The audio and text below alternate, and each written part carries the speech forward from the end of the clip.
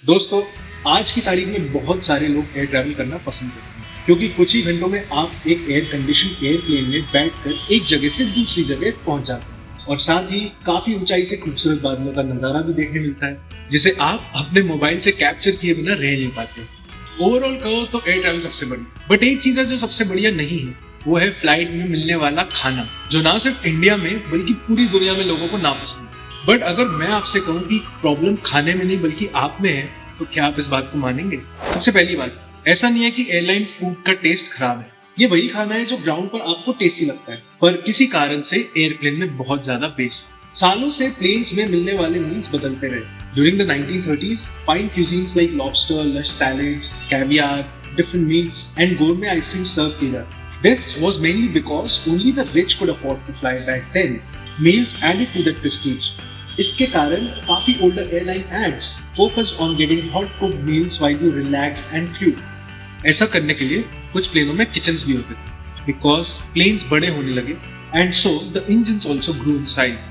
इसी के कारण प्लेन्स में माइक्रोवेव्स, ovens और स्टोव्स को जो एनर्जी थी वो मिल पाती। पर ये सब इम्पोर्टेंट क्यों? You see, when flying was a luxury, तब फ्लाइट्स में शेफ्स होते थे और लोगों को फ्रेश मील सर्व होती थी। So there wasn't much of a change in the taste. पर फिर दो चीजें, पहली, deregularization of plane routes and costs.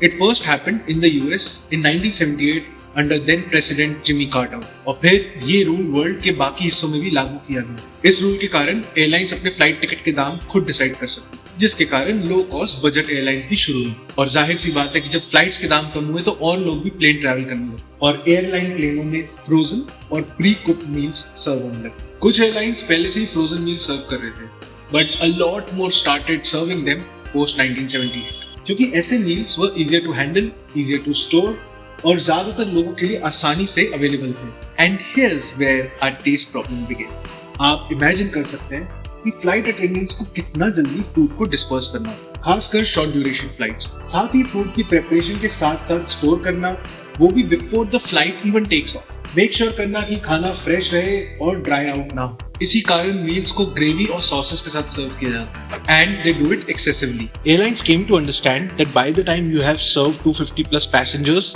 the food would either get cold or dry, said Guillaume Desagne, a professor at Albright College in Pennsylvania, whose work focuses on the history of aviation. पर meals पे gravy को add करने से खाने का test बुरा नहीं हो सकता, ये बात तो पक्की है। The main reason food tastes different is the conditions of flying. आमतौर पर एयरप्लेन्स 35,000 फीट के ऑल्टीट्यूड पर फ्लाई करते हैं to save fuel and avoid harsh weather. जैसा कि आप जानते हैं, एयरप्लेन का कैबिन प्रेशराइज्ड और एक्सट्रीमली ड्राई होता है। In fact it's drier than the Sahara desert. Cabin में होने वाली एयर आपके नेजल पैसेजेस को ड्राई कर देती है, which in turn makes your taste buds less active. और साथ ही लो कैबिन प्रेशर भी होता है, जो आपके ब्लड में ऑक्सीजन का लेवल कम करते हैं, which dulls your olfactory receptors, the part of your body that responds to smells. Your sense of smell depends upon moisture. और जब moisture ना हो, then you can't taste food the same way you would do on the ground. So, the most delicious food by the best chefs in the world would taste pretty bland to you if you are in a plane. दूसरा weird factor in the taste of food on planes is loud noises. Background noises and the loud hum of the engine also impact the way we taste food. Oxford के psychologist Charles Spence के द्वारा 2014 में की गई एक study के अनुसार background noise और इंजन का लाउड हम स्वीट और सॉल्टी फूड्स के टेस्ट लेने की एबिलिटी को डिक्रीज करता है, due to which a lot of airline caterers add up to 30% more sugar or salt to a meal.